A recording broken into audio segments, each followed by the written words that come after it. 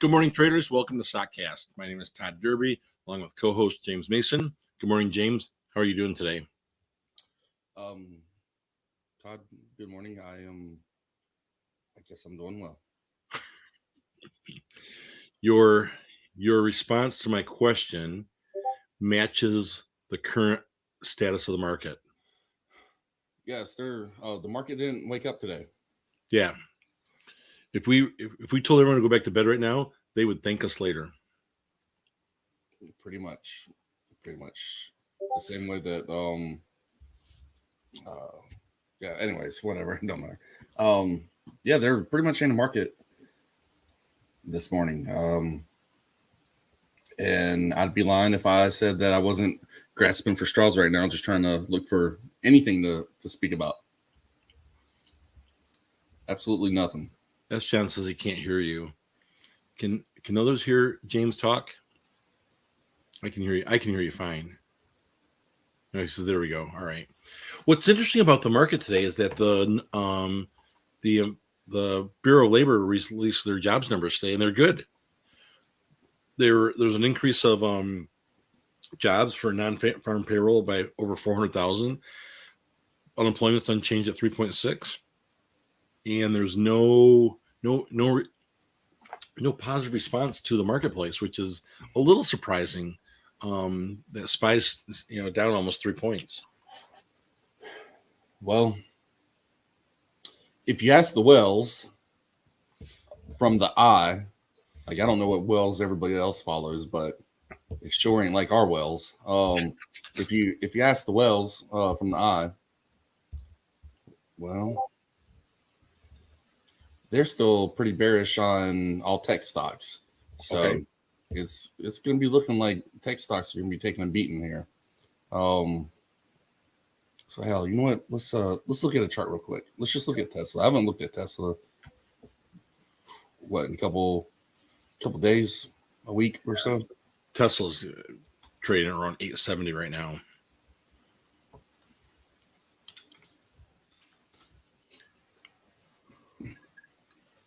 All right, so I mean, hell, Tesla's flat. Pre-market, never mind. Yeah. If Tesla closed out yesterday at 873.28, and it's only moved 1 full point in the pre-market, that means the market is for real flat. Dead more is the better word. Hasn't even traded 500,000 shares yet, and it's after 9 o'clock. Jesus, this is just Yeah. All right. Well, let's take a look at on TradingView it's going to be the NDQ, but you can also look it up like on TD Ameritrade. It's going to be ticker NDX, I believe. Yeah, NDX. And this is the basically it's NASDAQ. It measures all the tech stocks, and what we are looking at here, I put it on the daily chart. I mean, we can see how this is curled over as well, and we can see how bearish yesterday it was in the market. I mean, obviously in the market overall in general. I mean, how about the Dow losing 1,000 points? Man, the last few times that's happened, man, the market for real started unloading shortly after. So the market overall lost 1,000 points yesterday. NASDAQ get hit hard. The Wells from the eye they're already super bearish on all tech stocks. They took a major short position on May the 4th. Obviously, they're already sitting in nice profits today, but I'm curious to see how this plays out. Right now, it's not looking too well for the market. I mean, not only is it dead, but the overall market is slowly bleeding out. So today could be one of those weird days. Like Todd, I actually would not be surprised to see the market come out dead. In the middle of the day, we just see that weird push of bullish volume off of the jobs report of adding 400,000 new jobs. and then it shoots up some. It's almost like they people are waking up from their hangovers from Cinco de Mayo, and then they go, "Oh shit, this is a good report. Let's push the market up." Yeah, but it's kind of like what we talked about yesterday. How, man, the pre-markets, that used to be where we made our quick, easy money shorting, and then everything kind of changed to where it would start moving intraday. So, and we might get the same thing with the market.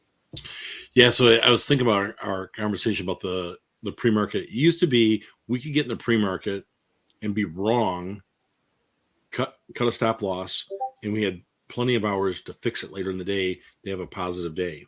Yeah. I mean, now if you're wrong,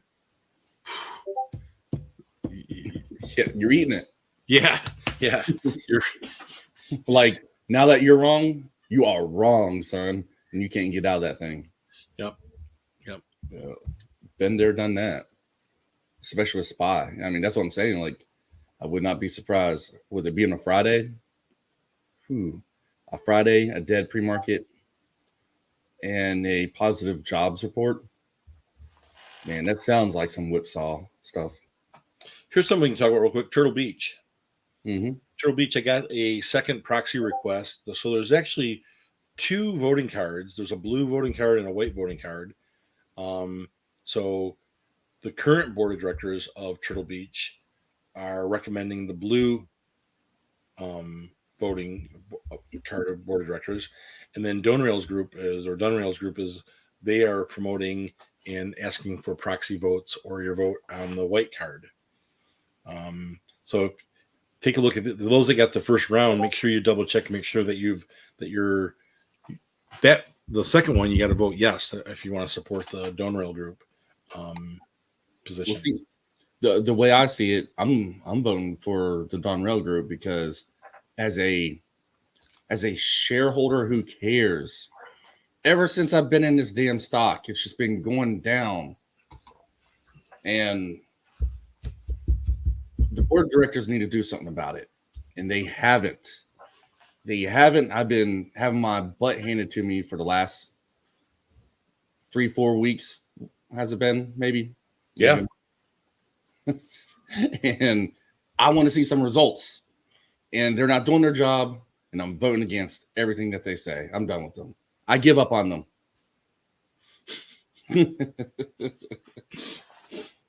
So yeah, I've already voted. So really just waiting for that one to play out. But you would think though that Turtle Beach would start trying to do something to convince their people. It's kind of hard to Karen, I know, right? It sounds familiar. It's kind of hard for a company to come out like, hey, will you vote in our best interests? But we haven't given you nothing yet. Yes. I know the story sounds familiar, guys. I know it. My concern is that people don't vote, and then those proxy votes automatically go to the current board's position. So you really need to have an organized effort to win this battle. Mm-hmm. So we'll see. The vote's in early June, so we got a couple weeks or about 3 weeks to figure out what's going to happen with it. I think Dunrail has enough votes to make it happen, though. Oh, you do? I do. That would be really good. That would be really good. Yeah, it'd be interesting. So, man, other than that, yeah, we're 17 minutes to the market. Enjoy your weekend, people. Yeah. For real, we might pop smoke right here. Like, there's nothing to talk about. All right, we'll answer one question. If someone wants to ask a good question here, answer a good question to wrap up and before we head into the weekend. Seeing none. Jordan Garcia, you know, good and well, there ain't nothing going on with Be Big. You're grasping for straws also. Be Big released the news, Jordan, and their low today was 323. The high was 363. They didn't even get a 10% pop off that. Well, I guess they're up 30%, but it's like Yeah, since yesterday they're up yeah, there. since yesterday. Yeah, so it's one of those things like if you weren't in it with the perfect average yesterday, well, Right. you haven't made nothing in it yet. Yeah, and this could be one that could turn later in the day with those midday runners. We talked about that. If it's holding that 335 to 340, it's actually on one of my charts right now. So, are we still bullish on POA? Oh, S. John. You know what? I might have to hit up some executives and take out some aggression on them. I mean, there ain't nothing else popping off in the market to preoccupy my mind. I might just stare at that for about an hour and just start writing emails. Well, if you're on a road trip there, Minnesota, for you to get to Minnesota, you have to drive through. Oh, you almost have to drive through Michigan. So swing by, pick me up. By the time we get to Minnesota, we could be really, we could have some really good strategy in place before we knock on their front door. Hey, I ain't above that at all, for real. I am not above that whatsoever. Hey, Bob. Getting tired of I can go in there with a black ski mask on, like, Bob, give me my money. Give me my money. Kieran's got a good point. Teresa's been there for a whole week. What's the problem? Yeah, exactly. She might not even have all her artwork hung on her office wall yet, and we want her to solve all of POAI's problems. Yeah, Teresa, where's my 10,000%? Hurry up!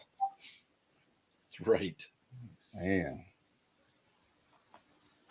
Let's see. All right, well, see. Do I think Sofi will still run?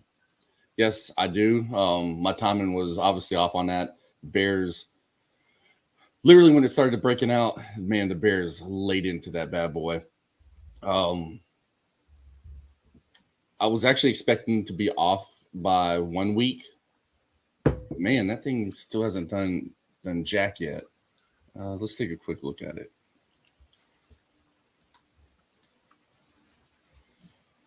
So here we are. I mean, we did have a nice push up the other day, but like I said, man, the Bears have been on top of this company, holding it down for quite a while. Maybe they're waiting on earnings. I don't know. It's kind of hard to say. I don't know why they would want to wait on earnings, but yeah, I mean, it's interesting. SOFI does have a heavy short position on it, or interest, whatever. I mean, we can see the beatdown that it's endured for like the last 6 months, and it technically should be due to pop off here, at least fill this gap, in my opinion, and probably come up here and test this 86 to 100 EMA. But the big question is, when will it happen? And where I screwed up at was buying option contracts that only had a week left. So even though I preach it, that's what I did. And well, the lesson from that is exactly why I preach it. Sorry. So if you are holding shares, if I was holding shares, I can't say you, but like if I was holding shares, especially with like the money that I took a loss on it with, if I was holding those in shares, I'd be okay with it, because it really hasn't done much. I mean, it's went down, but it's not like it went down 80% or anything. There's definitely way more upside potential than downside potential, in my opinion, unless it's some kind of global economic catastrophe comes into play. But at that point, hell, trade might not even be a concern in our minds. But I think with shares, I think it's all right. It's just a matter of when. So that's just a brief rundown on SOFI. I can share a prediction this weekend regarding the Kentucky Derby that Bob Baffert's horse will not win this weekend. To what? Bob Baffert his horse will not win this weekend in the Kentucky Derby. Does anybody even know who that is? I bet you some do. I don't have a clue. He's the guy who's gotten charged with juicing his horses, and he's been banned from the Kentucky Derby. Okay, hold on.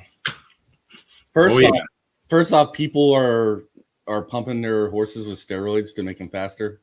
Oh, yeah, more so than pro athletes. Okay, that's maybe it's because it's a sport or whatever that I don't know anything about or have ever taken part in. So that's kind of a surprise. You're not really built to be a jockey.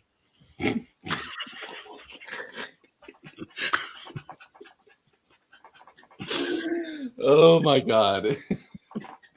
Neither am I, but I mean, we'd be racing Clydesdales. Oh my God. Okay. All right. So if they're doping the horses to make them faster with performance enhancers, who cares? Who cares? Like, I mean, shit. Like, I mean, don't get me wrong. Like, I ain't saying like go pump a horse full of steroids and pop its heart, but I mean, well, shit. That's the theory that these performance enhancing drugs shorten their lifespan, and they just, I mean, it's a level of cruelty to the animals. But Jesus, like if we break everything down to a micro level, then everything is dangerous to something, and everything is offensive to something or to someone. I mean, you can just keep breaking something down and find an issue there.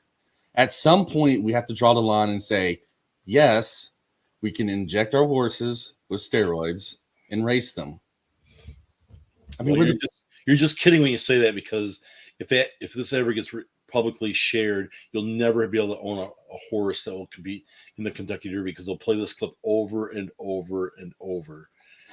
Because I look like I'm going to one, own a horse and ride that bitch around, and two, have it in the Kentucky Derby. No, if you owned a Kentucky Derby horse, the most you'd ever do is gently pet it. You wouldn't even let Ilana get on it. Yeah. Pete would be at my house protesting and all kind of stuff. I mean, yeah. You not only do you want to win the reason you want to win the Kentucky Derby is not for the roses that they hang around your neck and the horses, that is the stud fees for years following that. The money that you make from stud fees is unbelievably off the charts. Anyway, we digress there. It's there's a slow day. We're about 8 minutes from the start of the market. All right, well, heck, let's go ahead and wrap it up there. I have no clue what I'm going to trade today. I probably not going to trade. The only thing I might look at is I might look at Tesla for a short, quick scalp. But if I'm here at 10 a.m., I'll be surprised. Yeah. I was going to, I'm not going to respond to a comment to start talking trash. Like, it's going to not talking trash to somebody, but roll along with their trash talking about somebody.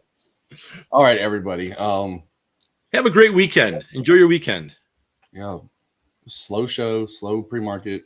Well, actually, slow pre-market, which causes slow show because there's nothing to talk about. Does Maggie listen to the show? Does she pay attention every day? Every day. All right. Ilana watches the show too. Well, Maggie, close your ears. Mother's Day is Sunday, James.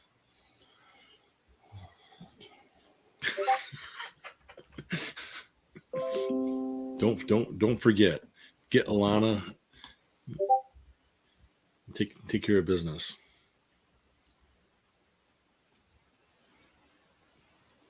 He's ready down. You wrote it down in your hand, didn't you? Yeah.